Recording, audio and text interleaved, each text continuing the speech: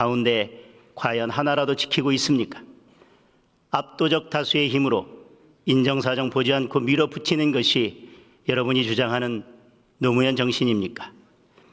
설령 다수의 힘으로 밀어붙인다 해도 그것이 정말로 국민 다수를 위해 꼭 필요한 일이라면 국민들께서도 수긍을 하실 것입니다. 그런데 지금 추진하는 법안들이 정말 국민을 위한 법안들입니까? 과거에도 국회는 제 역할을 못한다는 비판을 많이 받아왔습니다. 하지만 적어도 국민을 위해 일하려고 노력은 했고 정쟁의 와중에도 민생을 챙기는 데는 머리를 맞댔습니다. 그러나 지금 더불어민주당의 국회는 국민을 위해 일하는 국회가 아닙니다.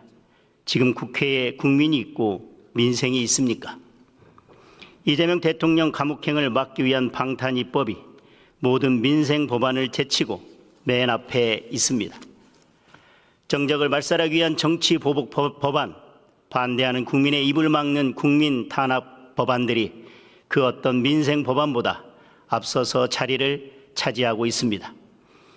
민노총이 요구하고 개딸들이 지지하는 법안들은 아무리 사회적 반대가 높아도 속전속결로 통과시키고 있습니다. 민주화 이후 대한민국 국회가 이랬던 적은 없습니다. 보수 정권이든 진보 정권이든 과거 여당은 항상 내부에 야당이 존재했습니다. 아무리 대통령이 큰 권력을 가지고 있어도 여당 내의 야당이 중요한 견제 역할을 했습니다.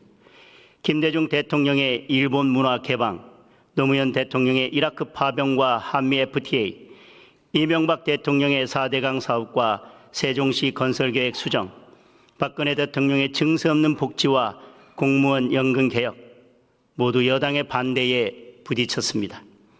대통령이 가장 먼저 설득해야 할 대상은 여당이었습니다.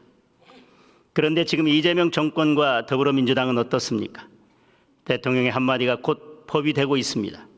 아무리 사회적 논쟁이 큰 법안도 더불어민주당 내에서는 아무런 반대의 목소리가 나오지 않습니다. 반대하는 기색이라도 비추면 곧장 개딸들의 집중 포화를 받습니다. 그러면 하루아침에 돌아서서 김어준 TV에 나가 사과하고 열렬한 찬성으로 입장을 바꿉니다. 유신 정권 시절 유정회와 다르지 않습니다. 이렇게 일사불란한 정당은 북한 조선노동당 정도밖에 없을 것입니다. 더불어민주당 스스로 독재정권 시절의 거수기 정당, 공산국가의 1인 독재 정당으로 퇴보하고 있는 것입니다. 더불어민주당 전원의 의견이 이렇게 항상 똑같은데 굳이 국회의원이 166명이나 있을 필요가 있나 하는 그런 생각이 듭니다. 투표도 그냥 한 사람이 대표로 하면 되지 않을까 싶기도 합니다. 노무현 대통령 말씀 하나 더 들려드리겠습니다. 노사모 회원의 상당수가 이라크 파병에 반대한다는 보고를 받고 일사불란의 시대는 갔다. 노사모가 대선 당시 나를 지지했다가 지금은 아니라고 해도 별 수는 없다고 말씀하셨습니다.